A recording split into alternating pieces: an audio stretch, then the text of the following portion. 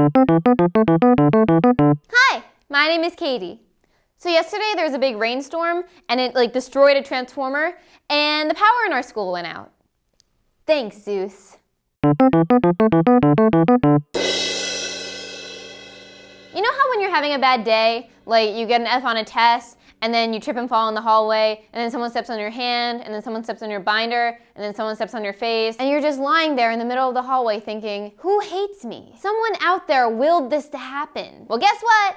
You're not original. That's right, your mother lied to you. The ancient Greeks were way ahead of you. It is very likely that you've heard a Greek myth before, even if you just know that there's some connection between the name Zeus and lightning bolts. The ancient Greeks created stories to explain why certain things happen, which we call myths. These myths could explain anything, from why the sun crossed the sky to why Nash Greer is so popular. Actually, I haven't heard that last myth. Someone explain it to me, please. So today I'm going to tell you 2 myths that explain why certain things are the way they are. Let's go. To start, this is a myth you may have heard of, the story of Persephone. Persephone is the goddess of springtime. Her mother Demeter is the goddess of the harvest. Every day, Demeter and Persephone would go out for some, mother-daughter bonding time, chilling in the flowers, harvesting, doing what they do. Back in those times, the weather was always warm. The plants bloomed all year round. Meanwhile, down in the underworld, Demeter's brother Hades, lord of the underworld, was lonely. And he thought, I should get myself a wife. So he went on OK Eros to find a match.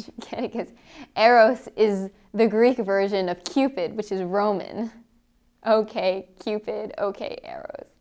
Okay. Then suddenly, a beautiful woman caught Hades' eye. It was Persephone, his niece. But we don't talk about that. And Hades is like, swipe right! So he went to her house, rang her doorbell, brought some flowers, said, hey, Persephone, I really admire you. Would you like to go on a date with me? I'm totally kidding. He did not do that. No, Hades decided to take the courtship road less traveled and, kidnapped her. So yeah, Hades kidnaps his niece, brings her back to the underworld, says, hey, you're gonna be my wife. Cool, great. Meanwhile, on the surface, Demeter's freaking out, where's my daughter? What's going on? And eventually she finds out what Hades did. So she goes to her brother Zeus, who's lord of the sky and therefore lord of everything. And she's like, hey, help me get my daughter back. And Zeus is like, all right, I'll see what I can do. Hey, Hades, bro, what's up? Yeah, I was just talking to Demeter, our sister, and she's a little pissed off right now because you kidnapped her daughter, your niece, by the way, in case you weren't sure about that. Yeah, and she's a little angry because she kind of wants her back. So if you could just give her back, that'd be great. So, yeah, how about it? Yeah, well, actually, Persephone already ate 6 pomegranate seeds. So, you know that rule about, once you eat something in the underworld, you can't leave it ever? Is that a rule?